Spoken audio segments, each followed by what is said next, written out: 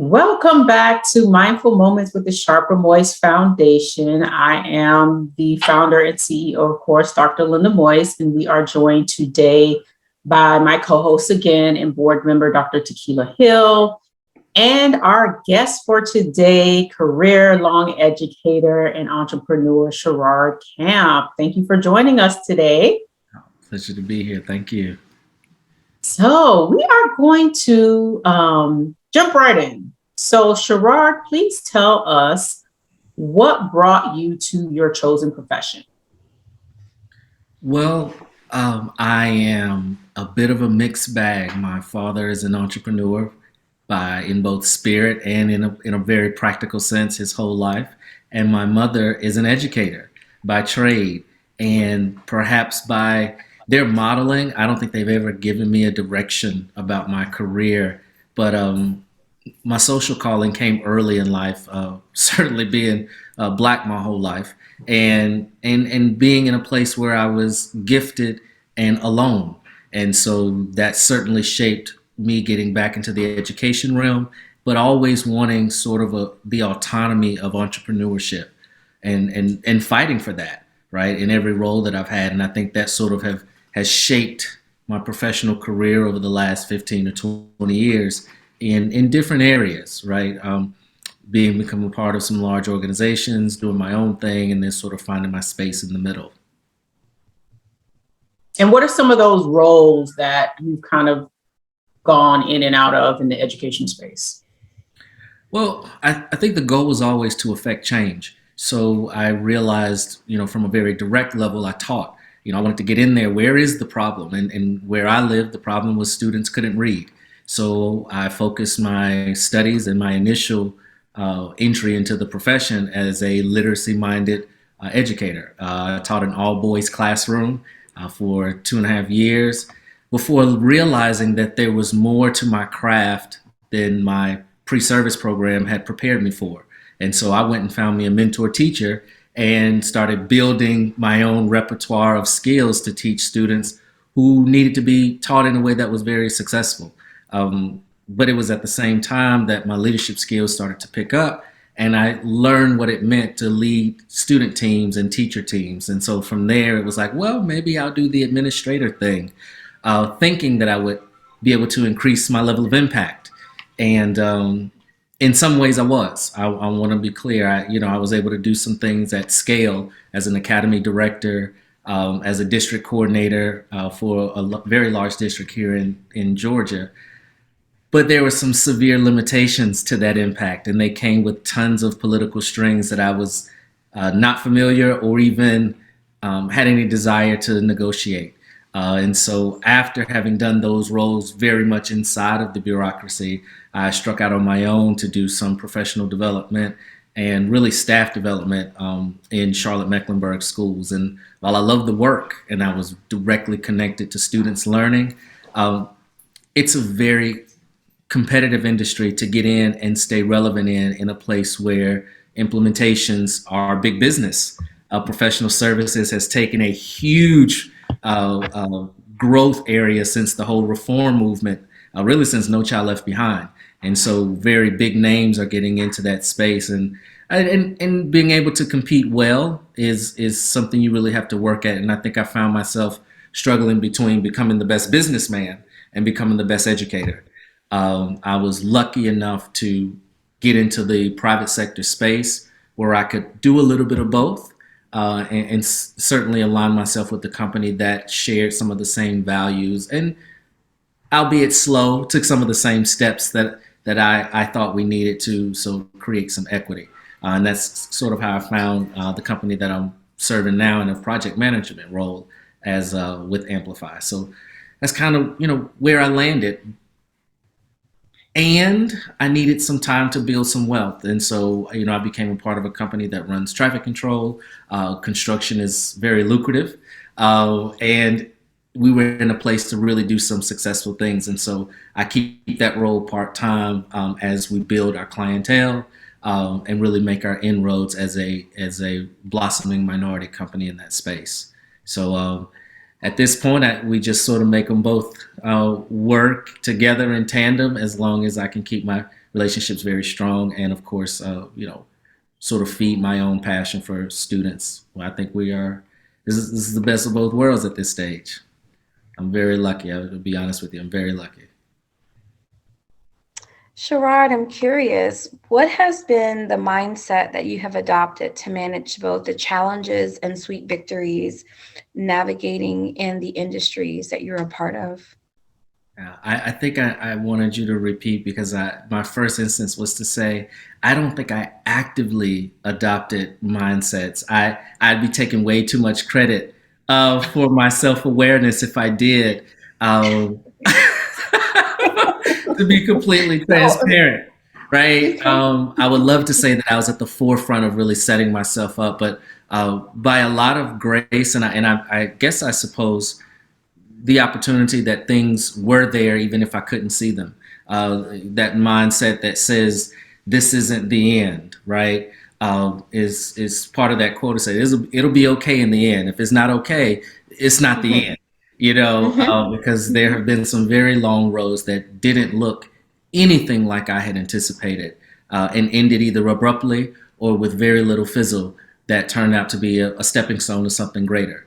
But I really that's probably a default that I was more so blessed with than I chose actively, but certainly gained a little more momentum as time sometimes as the ultimate healer allowed me to move through my career. So I would say that keeping the idea of opportunity alive and well, that there's still room out there, that I'm not completely locked out, that things aren't closed off, was certainly a survival tactic, if anything, but certainly a blessing to have in my mental corner.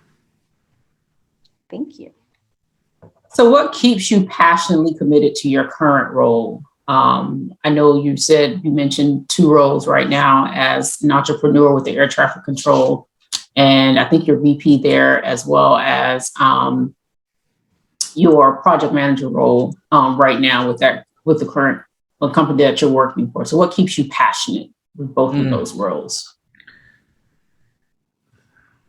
Purpose probably is first. I got a chance to land a role where what I do is critical to the success of the team and the company itself.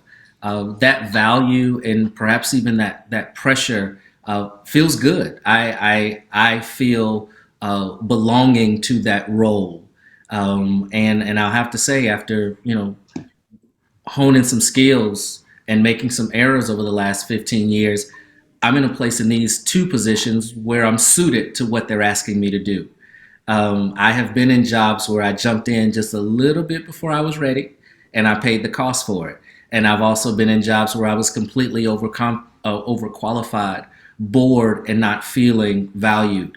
Um, I happen to be in a very sweet spot at the moment to be able to leverage skills that I've earned the hard way over the last 15 years and can put to good use. And I think both companies have shown that I'm a valued asset as I continue to sort of contribute to them in very different ways. My VP role, I don't use that title very often because most times it's just Sherrod, right? I'm in front of the customer trying to make it happen. But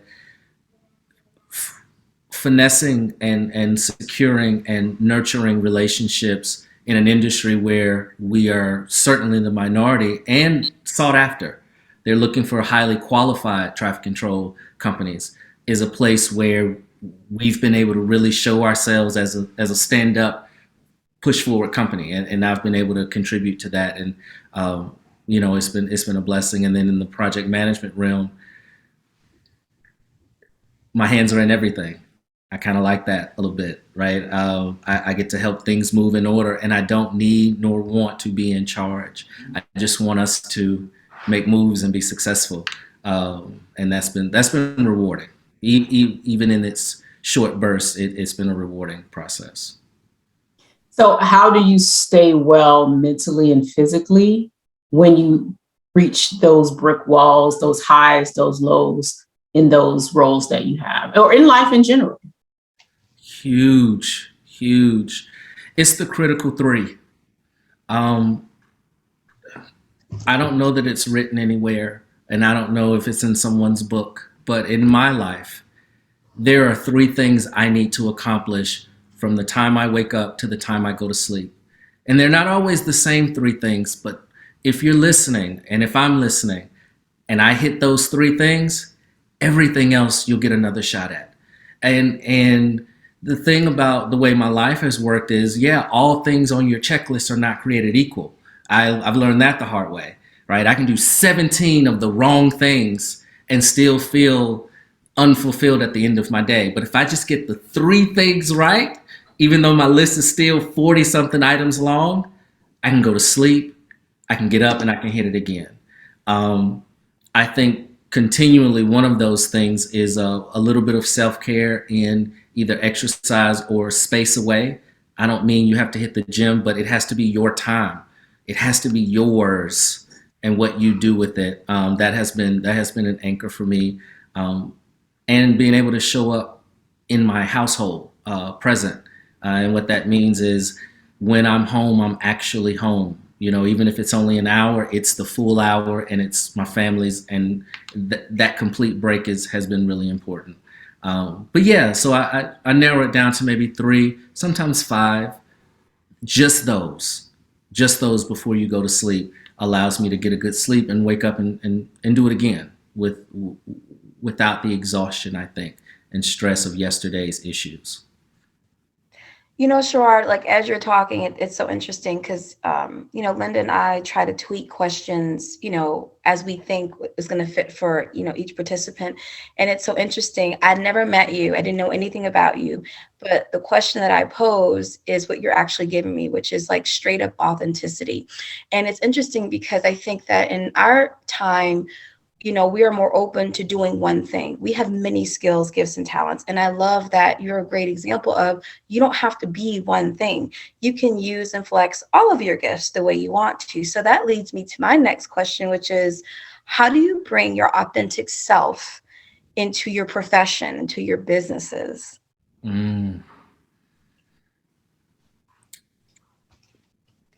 I think I've learned to hear myself when I'm not being 100% authentic. I think I know what I sound like. It's my voice, but it's not. And in some concrete examples, maybe let's say I'm intimidated by a particular coworker. If I come to that meeting, that interaction under that guise in that mental frame, I can hear it in my voice. I can hear it in the incomplete thoughts I have, because what's clouding it is my feelings, right? And so I'm not saying I have been able to solve for it, but I have been able to hear it and take a break.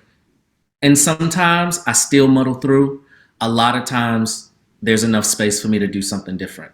That has been a key thing. I'd love to say that I could get in front of it, right? And I set it down and it doesn't show up. Usually what happens is that it shows up, I hear it, and then I go, hey guys, I'm a little off today. That whole admission, right? And I know vulnerable and vulnerability has become a huge sort of word in the times of the way we live and work. And I don't want to undermine that, but that's what it feels like. If I can just get vulnerable with what I'm interacting with, whether it's the task that I'm procrastinating with, whether it's the person that I'm not really comfortable having a conversation with, if I can get vulnerable, then everything else from it feels like ordained steps. It feels a lot more real. And the more often you do it, the easier it gets. And so hopefully I'm getting even more practice to where it becomes natural to take that break, get vulnerable, and then reset. Right. And I may not even notice I'm doing it. That's what I'm hoping. That's the hope, that it gets there. I mean, you're playing along with our questions that you had no idea what we're going to ask. That's vulnerable. And that's yeah, right? This is it. This is no pretense. And it is exactly how I can see it at this moment, which is, That's refreshing. I tell you, we live in a world where race is a thing, and people like us live different lives professionally. We don't have the luxury of not. Um, and I think I just am getting tired of. I say pretending. I don't mean that negatively. I just mean sort of putting on and being in a place because I feel like I have to. I'm at an Performing? Oh, age. I think Neil and Linda know what you're talking about. Yes, yes. You walked right into my next, because I wanted to Oh, follow up on what you walked right into it. Because I wanted to follow up on what Dr. Hill asked you was how comfortable as a Black man have you felt being your authentic self in the different spaces, right? Like not because Sherrod has been a Black man all his life, right? So how comfortable have you felt showing up as a Black man in these spaces that you've been in professionally? And then in the last few years, given the climate that we've been in, that everybody's eyes have been open to what we all have been experiencing for so long, right? Everybody all of a sudden Since out the womb. Yes. So talk to us about that, showing up as a Black man. Yeah. Because you just walk, like I said, you walked right into it. That's where I was going.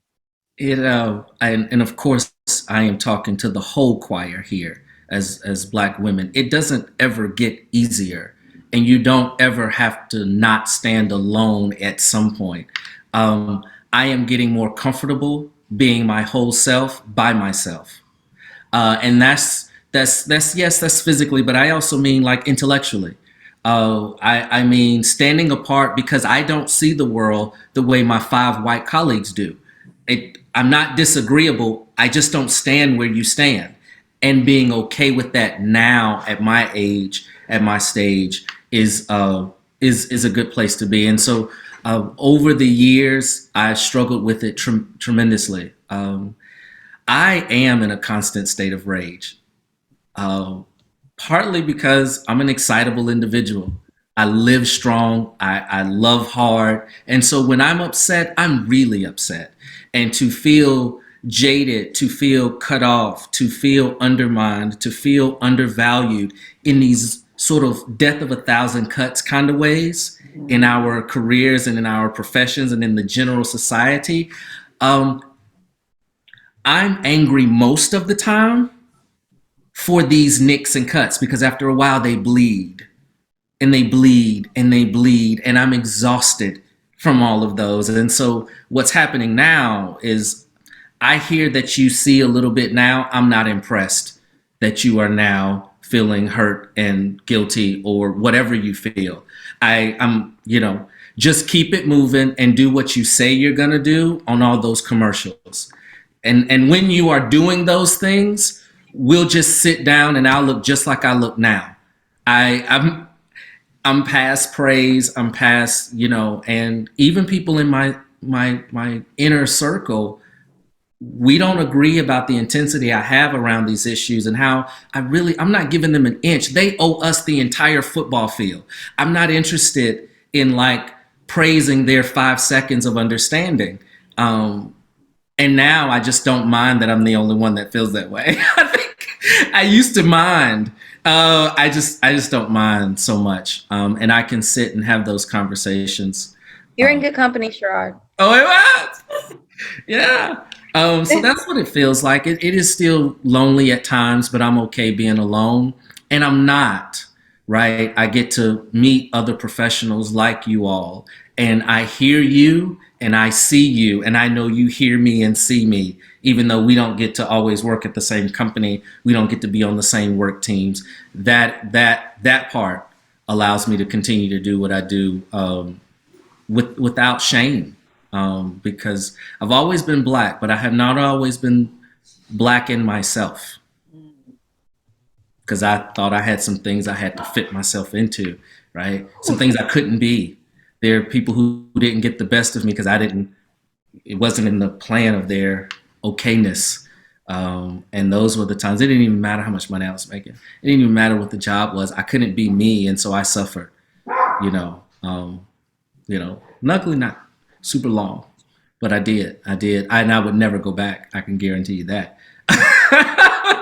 You know, That's real what you just said. that's not a And thing. I feel like once you're out and you finally get that your eyes open up and you become more authentic to yourself and you become more real to yourself and more true to your nature. You're not gonna sleep on yourself no more. You're not You ain't sleeping on yourself ever, anymore. ever, And ever, you're not ever, going to shrink. You ever. don't shrink but shrink back into that place where they want you, where people want you to be. Yeah. To help with their feelings and things like that. So you're like, no, this is me. I'm gonna show up. I've been Black all my life. I've been going through these things all my life, and this is just what it is. Take it or leave it. We got to roll with it. That's it. And we're in a beautiful age. I really can say this might not work out, but something will. I get to be my whole self and make a living for myself. That gets to happen. Now, there was a time where our people, that was not a thing. Yeah. And you know, they lived and died and that was not a thing. But we're in a time where I'm not going to pretend like we're not here. We're here, and I want to stand up even if I fall, that the person who's 10, 15 years younger than me says he did. So I'm going to try to make sure I do too. You know, because that's the only reason I get to be here. Somebody had to take that L many generations over, many generations over for us to be here and do this. And they're nameless, right? And they're not in the Black History Month, but without them, this whole thing is could go a very different direction. Shout out to 1619. You know what I'm saying? Like, I've been enlightened, and so much of so many people that I don't know had to do what they did, live, survive, be alive. That's what they had to do. So sorry I jumped on that soapbox, but I don't know, I just feel really grateful for for who they were, that they lived. It was that simple. It really was that basic. So yeah, man, we still in here, you know. So in along the lines of what you're talking about right now, and you've been an educational leader, and I will still say you are still an educational leader.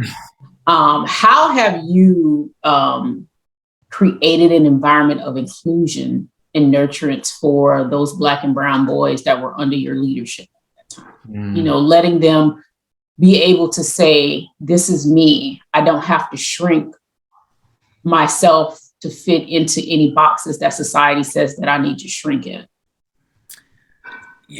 You know what has been really interesting? The inclusion that I sought to create, or I found myself working on, actually wasn't about race. They had built boxes around who they were inside of being Black. So part of what I did in working with Black men, since they've always sort of, either I've been drawn to them or they've been drawn to me and we drawn to each other, is I realized perhaps it's what Morehouse, I guess, alludes to. You know, you can go through Morehouse and not get this lesson, trust me. But if you're blessed enough to get it, you recognize that the Black male is as diverse as the plants in the forest. Like, there's 1,000 of us that our society, unfortunately, and does it to everybody else too, groups us and makes us one thing. And so it's strange that the inclusion was mostly about, how can I be Black and not have to be muscular man? Or how can I be Black and not have to wear a certain thing? Or how can those are the types of inclusion that I worked on. I mean, even as a 4th grade teacher, I had 26 young men, and inclusion was about recognizing that however you dressed and came to my class, you were valued.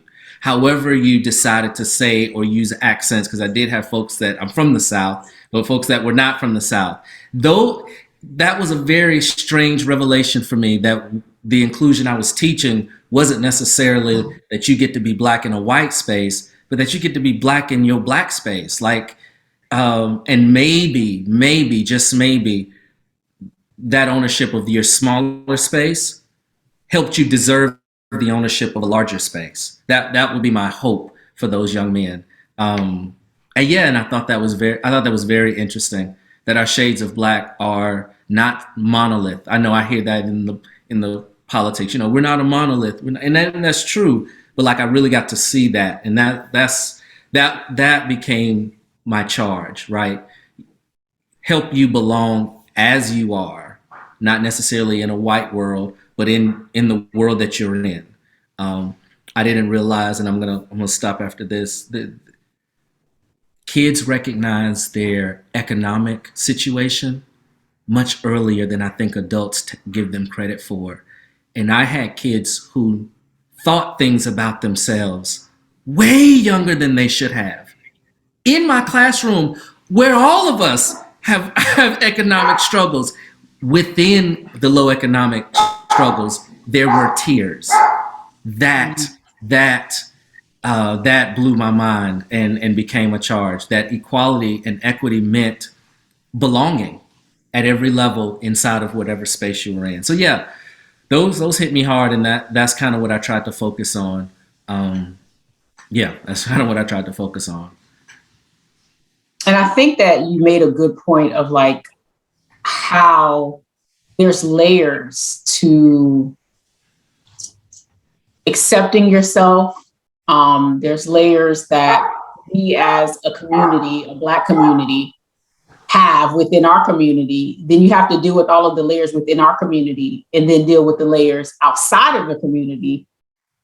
So you're dealing with layers upon layers of trauma and all of this other stuff that you have to overcome. And the sad part is that, like you said, they're seeing it at such a young age, especially fourth grade, when they shouldn't really be thinking about those things. But unfortunately, those are the things that are ingrained within them, and not necessarily, it's kind of ingrained in them by default, right? Mm-hmm. From what they see around them, family, et cetera, that you kind of they have to deprogram themselves by the time they get older, and to realize that this is not everything that I am and who I am, and I need to learn how to accept myself.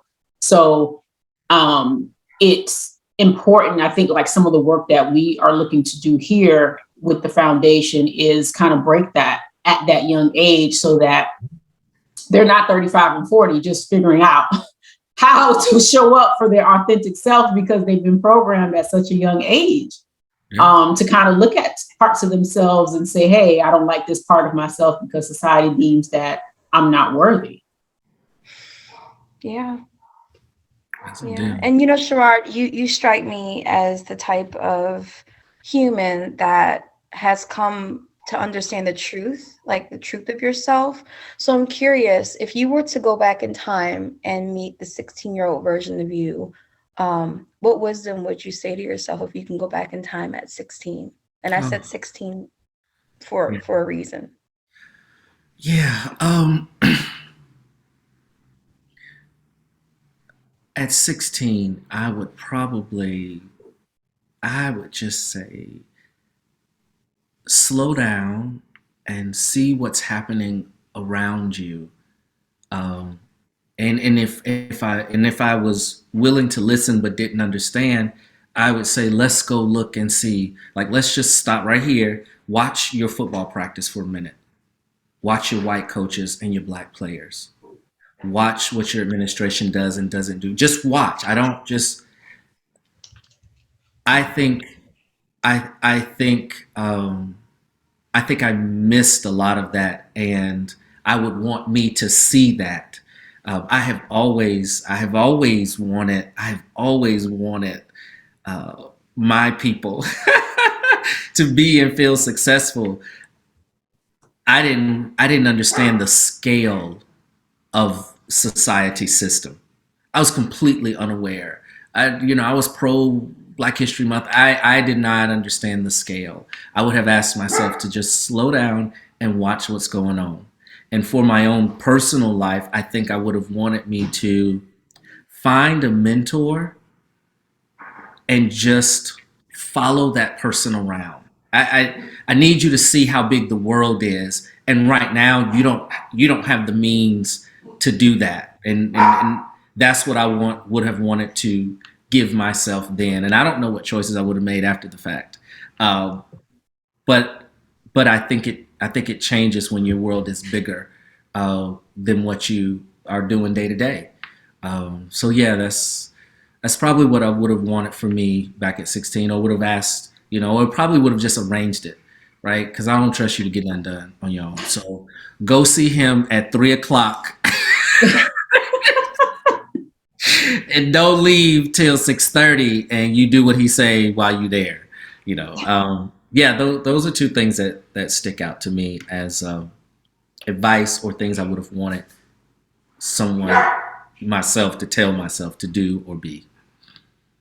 Mm-hmm. So what advice would you give any young Black man aspiring to enter into education, entrepreneurship, or even, the construction industry?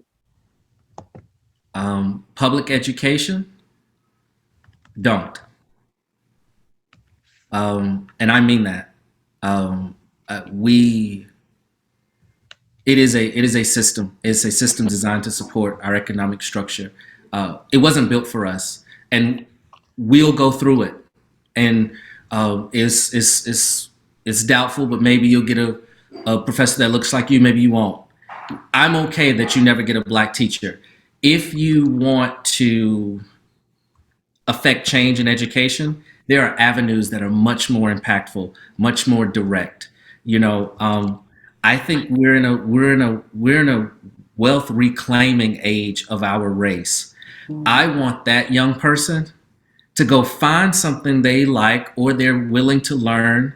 Let's figure out where you can get financially and go get it. Because what I want you to have access to is choices. The real currency here isn't the green, it's what the green can get you. And what the green gets you is not stuff. Stuff depreciates the instant you buy it. But what it does get you that people don't want you to have is choice and opportunity. And those change your trajectory. That is a chance meeting at a restaurant that you would not have gone to that turns into a financial relationship worth $1 million. That's just how it works. And so for a young Black man, if they want to help kids, I say go into engineering and go volunteer at the school. That's how you do it. They still need to see you. They don't need to see you delivering a box curriculum that's not built for you to be successful right now. Necessary. And this is me. I put my career in here. I would not ask another Black man to do it. Wealth building. Educators were not designed to be wealth builders. Our race, in my opinion, we need to be getting it where we can get it. Not for us, for the ones that are coming after us and the ones that are coming after us. That would be my charge. I don't particularly want to see Black men in education. I want to see Black men gathering resources and taking care of their families and building wealth in the world beyond that. As for construction, I love to see us there, because the building blocks of our economy are intertwined with the construction industry, which is why some organizations, legal or not, will never let it go, because it's the crux of what keeps our civilization rocking, right? They're like the railroads. And so, yeah, if you find yourself interested in any form in construction, get your degree in management. I need to tell you, there are two tiers. There's the worker tier and the manager tier. Choose the tier here. And because that line is semi-permeable, you can go down. It gets very difficult to get back up. So that's what I would want. Just understand the game. I don't want to put a positive spin on construction or a negative spin. I need you to understand the rules of how finance is built and how you can have the life that you are dreaming of, right? And I don't want to fool you into thinking becoming a teacher is going to do that. That's just not a part of what I'm going to do.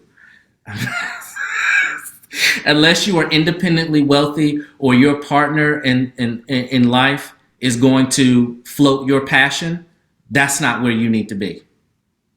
I know that's where I'm at. So that's what I would tell them. Straight up. No, I mean, you are being very honest. You are being very honest. I like the way that you said that the money it's not about buying you stuff, right? People think that when you say you need to make sure that you're wealthy, you need to make sure that you get your money. It's not about stuff.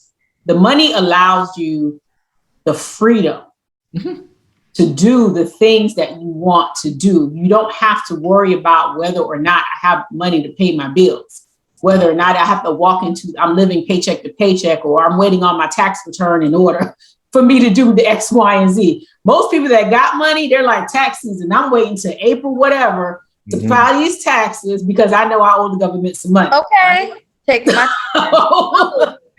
Yeah. to the day before to file because I know I got to pay them some money. Oh, yeah. So I like the way that you said that. It's about freedom and not about the stuff, because a lot of people always think, oh, they want to get wealthy and getting wealthy is a bad thing. No, it allows you freedom to wake up when you want to wake up, to take that walk when you want to take that walk, to go to the gym, spend time with your family, vacation 6 months out of the year when you want to. Yeah. Because you want to do that. And then you are able to give back, like you said, in the ways that is more beneficial and that will make a bigger impact than enslaving yourself, just thinking in the minds and the guys that, oh, I'm making an impact because I'm in here doing this, Yeah. I wouldn't trade the days I gave. I would not give them again. I hope that I was ushered through there to touch some souls and transform some lives, and I hope that happened for those that I got a chance to teach. But I would not go back. And if I had a chance to tell myself before going, I would have changed my own mind. I don't regret much. I accept it, but it's not something that I came out of that and was thinking that wasn't a turn I intended to take, but it must have been needed. I just don't necessarily know the reason, and I'm okay with that too, right? I'm all right not knowing. And it was interesting. They, Teach for America or whoever one of those folks, wanted to do a cohort of Black men to become teachers, and I was irritated. I felt a type of way about that.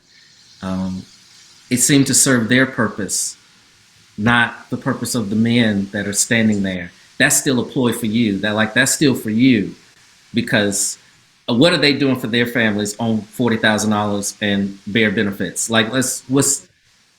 Okay. So I was, so that's where I'm at with it. I understand. But Sherrod, I value and I honor authenticity. I value wisdom, and I appreciate you sharing, your journey with us. But I'm curious, what are some of your favorite affirmations or words that you live by, or words that just edify your soul that you often go to as a part of your life? So there's a parable that I got from a book called Play to Win, and the parable is not, they don't own it or new. It may be from an Eastern philosophy, but it's about a story of someone with 87 problems. And, the idea of the story is that every single person has 87 problems. And the only time someone has more than 87 problems is wishing they didn't have 87 problems. That's your 88th problem.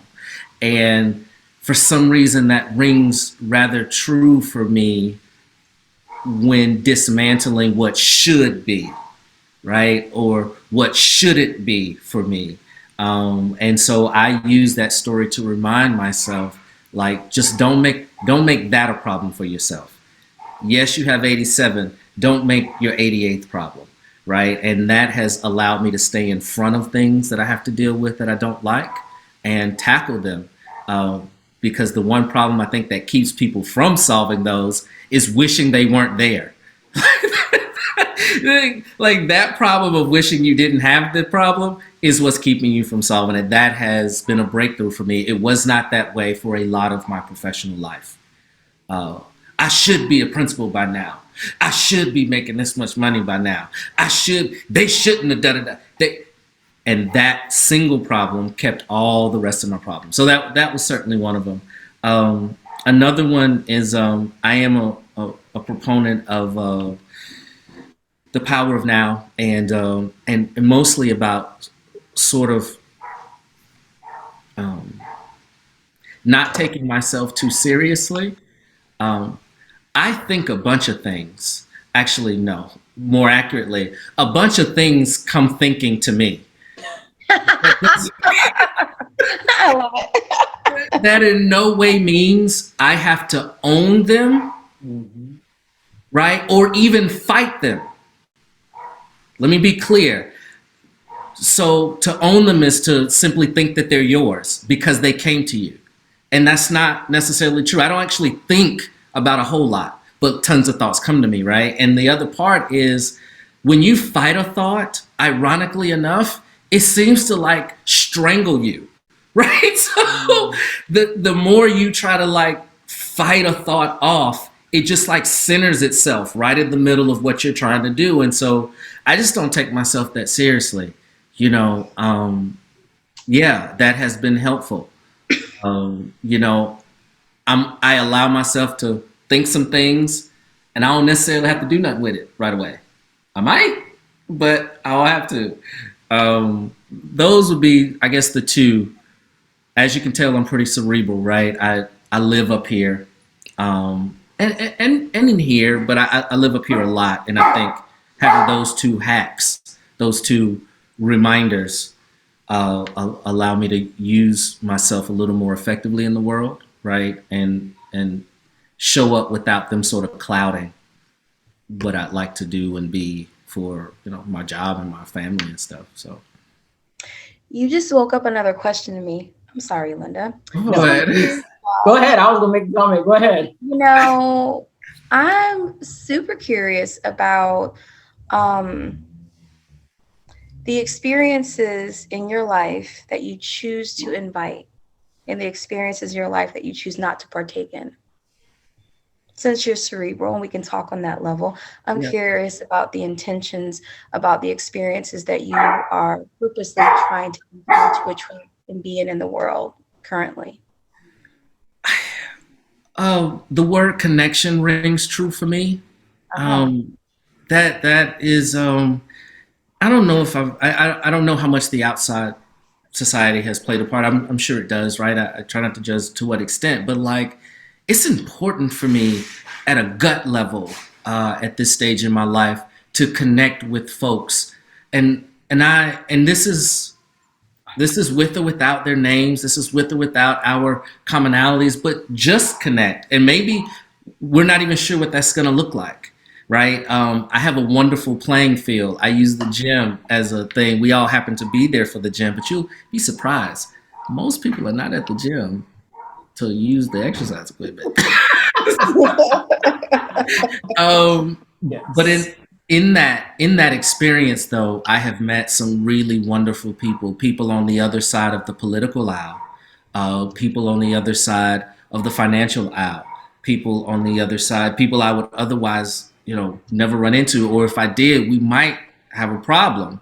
But I think I've inviting that connection maybe have made my energy open, and I've been I've met some very interesting folks. Uh, I think things that I actively avoid, and maybe that's not as accurate. I more so don't give energy to, right? Like I don't give a lot of attention You a to. mind reader, Sherrod? I just said he doesn't give energy to. Ah! It's like synergy. I'm loving No, it. yeah. I think things that make me look or feel bigger, right? Um, I don't shy away from compliments. I don't mean to that extent in terms of a modesty, but like I am keenly aware of being souped up. Like I'm keenly aware of shiny things that grandize myself. Like I can tell either when I am feeling sort of way like, oh yeah, that might make me look good, or if someone is sort of pushing that thing on me, not authentically, like they're not feeling me, but somehow they want to use that to do something, right? I'm not sure what your motivation is, right? I my hair tingles a little bit. I'm just not real sure what that's about. That happens a lot with white people. Just go ahead and say that. I'm glad you said Yeah, that. I was thinking because their intention reads double time to me. It has for a while. So, you know, I am more lucky to be hypersensitive to it than to be caught off guard by it, right? But so those things, yeah, and I spent a lot of time in my ego. I spent a lot of time making myself look good, or certainly giving the impression that I was good when I wasn't. And so, by grace and mercy, I'm past that now. And so, when it starts to rear its head, right? Soft voice, uh, whispers of aggrandizement. I am certainly, I'm a little wary of that. When did you become aware of that though? Like that you said something about being aware that they're trying to hype you up and things like that. Like at what point or at what age or what stage in life did you were like, okay, you trying to be us? Like at the beginning, were you like, yay, I'm great, I'm this, I'm that, and then at what point did you kind of realize that, okay, or did you have that all along? No. It took me a lot of lessons. I was probably smacked a few times before I even thought there was something wrong. Right? I thought the smack was part of the situation. Like it's like the first time I remember though was the playoff game of my high school football game. And here's how I know: I was never as good as white people told me I was. Those are the facts. I'm 5'5". I'm 155 pounds. I was fast. I wasn't that fast. I was strong. I wasn't that strong. Now that I see the larger rules of the game, I don't think they were lying to me. Not necessarily, but they made me out to be something I wasn't, and I knew it at 17. I knew I wasn't what they were telling me I was in the yearbook. I don't. They made me prom king, and I'm not. It was the first time I knew I wasn't what people were telling me. I wasn't even sure why they were giving me those kind of props, right? I just didn't understand it. That was the very first time.